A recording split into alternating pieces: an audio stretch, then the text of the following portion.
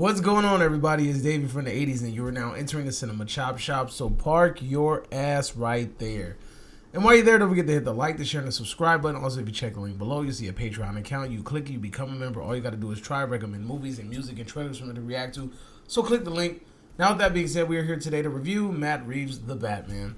Alright, so a lot of people have been waiting for this movie, including myself. I think it looks great. Everybody's wondering, can Robert Pattinson pull off the Batman role, etc., etc., and I am here to tell you my tale. Now, I go into this movie. It's a very long movie. I believe the runtime is about 3 hours. So I sit back and ask myself, can this be done? Will this movie bore the hell out of me? Because 3 hours is a long time to commit to. And I will tell you this, people, that this movie has a very entertaining storyline. A storyline that is very fluent, and it keeps you interested throughout the whole damn movie. There's like bits and pieces and puzzles. It plays out like a noir film, so it really keeps you engaged with the whole movie. Honestly, like Matt Reeves coming in here with Cloverfield and the Planet of the Apes movies, I see his background. He has a background with some pretty damn big projects.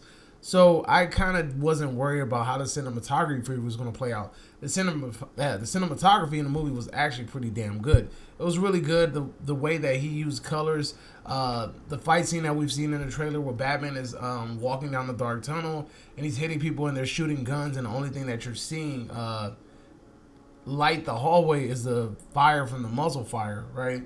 And that's done really well. Even the Batmobile jumping out of the fire while he's chasing the Penguin. That was done well. And then speaking of the Penguin himself, Colin Farrell did a freaking amazing job as the freaking Penguin.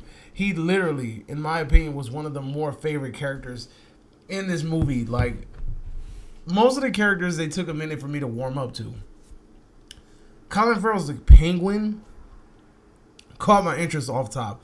I can literally watch a whole movie with him being the main antagonist. Like, that movie would probably be really, really good. Paul Dano's The Riddler. I'm not gonna lie to you, it took me a minute to warm up to him because at first I'm just like, okay, at first I didn't see the Zodiac Killer resemblance, and then while you're watching the movie, you begin to see, okay, yeah, this shit is straight up biting the Zodiac Killer, which I don't have a problem with at all because it's a really cool concept. But, you know, I kind of wish they probably would have been a little more original with it. But, again, Paul Dano does a freaking amazing job as the Riddler. It took me a minute to warm up to him, but then once he got a little bit more dialogue and he started to do things, I was just like, okay, I can see where you're going. You're actually a pretty good character. Now, is he like top tier, like Batman villain in the cinematic universe? Good? Not necessarily. But he does it a freaking amazing job, and kudos to him for doing that. I like how they gave him the Riddler kind of a different spin. It is not so campy and dorky like, say, the Jim Carrey version, you know, that took it a little bit literal. This one, the riddles were played out really well. It was basically unfolding a bigger plot in this movie, and it really played out like that. It really played out like kind of like a psychological thriller. It did that very well. It was trying to figure out the pieces of the puzzle. I mean, it's not like a huge thing, but at the same time, where it takes you to, you don't really see it coming, you know. And I thought that was a really cool idea, what they did and how they went about it. I don't know if it's very comic book accurate, but I don't care. The movie was very dark and gritty, and you know what? I'm liking these more darker tone superhero movies, you know? When you're watching this movie, it doesn't necessarily feel like a superhero movie. I'm going to tell you that off top. It doesn't feel like you're really watching a Batman movie until maybe the halfway point, and then he starts doing kind of Batman shit, because most of the time it's just him doing detective work, you know? And then, I'm going to tell you now, the Batman entrances are fucking hilarious. Just to me, they're funny. The way that he comes in, and it was very, and it happens over and over and over again, is really, really funny. But I will say this, the dialogue that freaking Robert Pattinson does for this movie, his little cool little monologues are really dope. Like, I like his little speeches at the beginning of the movie, and then a little speech at the end, and just some of the things that he said was really cool. I liked it. I liked the dialogue. The dialogue was cool. especially from the Batman. The music, the music in the movie is freaking epic. They open up with a freaking the something in the way from freaking Nirvana, and they end with something in the way from Nirvana. It's a really good opening and closing song. Off top, very very cool choice of music. The score itself phenomenal. They played the little Batman theme for this movie, that dun dun dun. Like they played that throughout the whole movie, you know, but it's different tones and instruments and things. So again, done very well. I love every time Batman entered, it just really hit. The score amplified the scene like tenfold. Again, it's like a darker tone movie, so go into it with that in mind. This is a kind of a younger Batman, so some of the way he might act is not going to make sense to a lot of people, but you have to take into consideration this is a year 2 Batman. You know, this is year 2, fresh to figuring out what he wants to do with his life. He's new to this crime gig. It's kind of like, you know, this is chapter 1, and honestly, if this is supposed to be a trilogy, I think this is probably one of the better opening trilogies to a Batman movie. It's a better movie than Batman Begins to me, and it just screams like cinematic movie, you know. How can I put this? Again, I'm warning you now. It does not feel like a freaking superhero movie until the halfway point. And there's nothing wrong with that. Like, I had no problem with the fact that it didn't feel like a very campy superhero movie. I was cool with that. I like the whole detective aspect.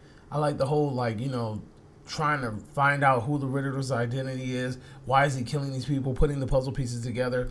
That part to me was really fun. That was like one of the more enjoyable rides. And it was kind of weird because when Batman started doing Batman shit, it was kind of like, I could have kind of lived without this, but at the same time, it wouldn't be a Batman movie without Batman pulling out some Batman shit, you know. Continuing on my list of the celebrities in this movie, you have Zoe Kravitz. She is Catwoman, and I was kind of skeptical about her being casted as Catwoman.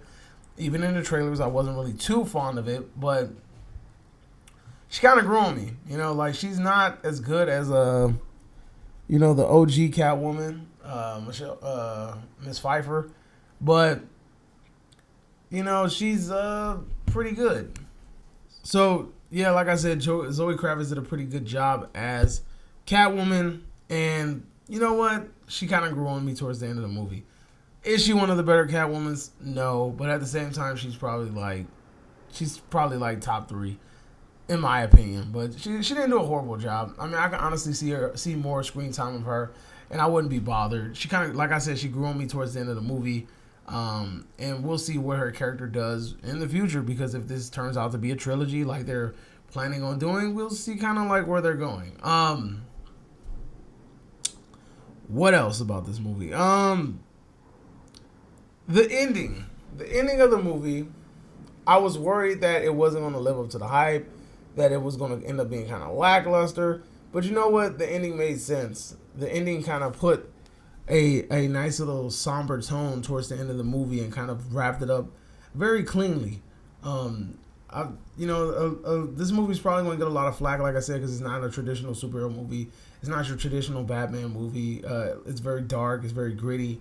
And even myself said that Robert Pattinson kind of comes off more like a Nightwing versus a Batman. But, you know, I'm taking this as a year 2 Batman, and like I said, if this is a trilogy, then we'll see more of him, and hopefully we'll see his character developed. And by the end of the movie, you see the character development. You see where he's going with it. So you can kind of see that this emo stage, per se, for Batman isn't going to be a long-lasting thing. Like I said, I had so much fun with this movie. Like, the movie was really good. The runtime doesn't even hit you. It doesn't even bother you. The score is dope. One of the things I probably really didn't like was I didn't like his cowl. It looks like it's being tucked into his chest plate. I wasn't really digging that. Also, I don't like the shape of his head in the helmet or the mask. Like, it kind of bothers me. A lot of people might not like the fact that Batman You know, people were fighting Batman in this movie. It's not like the other movies where Batman is kind of like whooping everybody's ass, and they can't lay a finger on him. This movie, he definitely gets his people get their hits in. He definitely gets hands put on him, but you know he prevails at the end, obviously because he's Batman. But it's good to see that although Batman is a trained martial artist, although he knows how to fight, he knows how to combat. You have to give it a realistic aspect. If somebody's shooting at you with a freaking gun, there's no way in hell that you're going to dodge all of these bullets. There's no way that you're going to get around this. So you have to be realistic, you know. I wasn't really a fan of him. And they show this in the trailer too, so don't say, oh, it's a spoiler.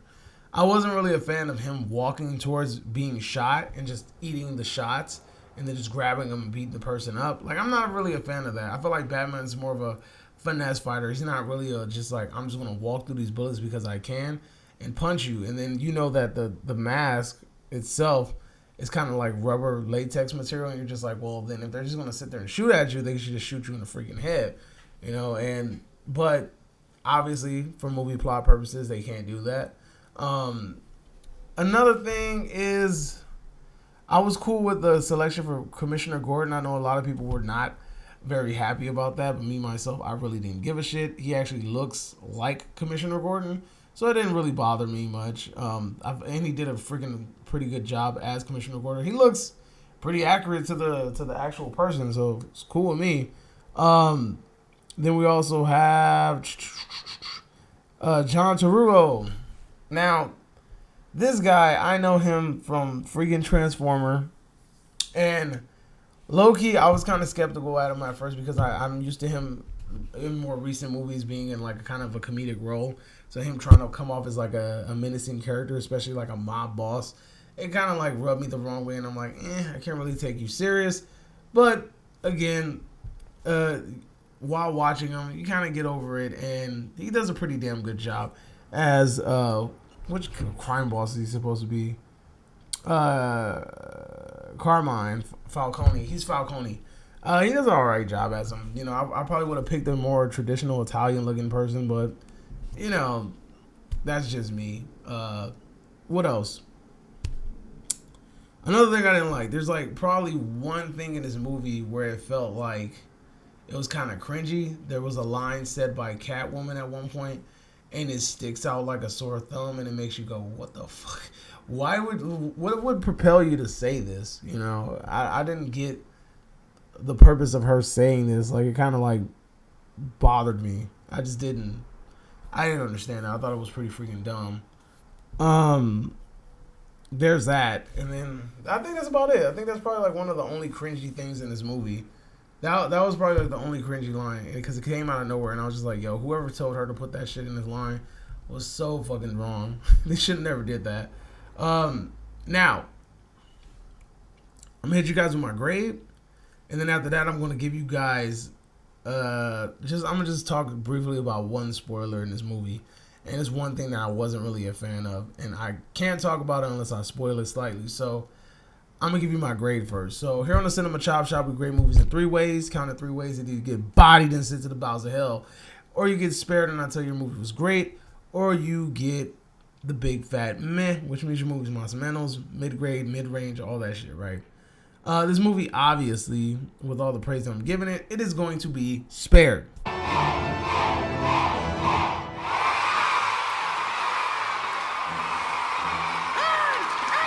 ain't earned the death. He ain't earned the death at my hands. God's only man, spared by the butcher.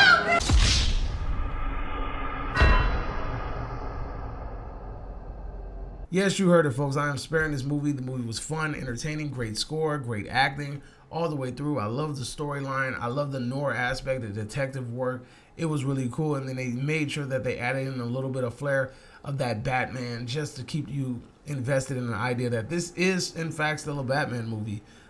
You know, at first I wasn't really a fan of the freaking car, but the car grew on me too. And so did most of the cast. So there's my grade of the movie. But I want to briefly talk about something that's kind of a spoilerific thing. So if you have not seen the movie, I would recommend stepping on this review right now. So go ahead and step out, and here we go. I wasn't a fan of their interpretation of the Joker. Now, I'm pretty damn sure that the dude in the prison cell was Joker. The dude laughing and saying, trying to do that little laugh and then talking about like, oh, now you're a clown. You know, obviously you're hinting at the Joker. You know, there's been rumors and whispers that the Joker appears in this movie. And yes, he does actually appear in this movie briefly towards the end of the movie. So I didn't really like the laugh. I just was kind of like, meh. But again, I will see what we get by the end of this movie or the end of the trilogy. Maybe I'll end up liking this Joker. But based off of that laugh alone, I am not a fan. It felt so forced, so fake. It was nothing like really a freaking original about it. And then having him and like Paul Dano's character, the Riddler, laughing together was just like, what the fuck is going on here? Like, I guess, whatever. That was probably like one of the worst parts of the movie. I just was like, yo, if you're gonna have Joker in the movie, at least get somebody with that iconic, sinister Joker laugh. I would have appreciated that a little bit more. You know what I'm saying? So that's all I wanted to talk about. Let me know if you guys agree or disagree, whatever the case may be, with anything that I said in this review. And leave it in the comment section down below. And you are now exiting the Cinema Chop Shop. Hope you guys are having a magnificent day. And adios, homies.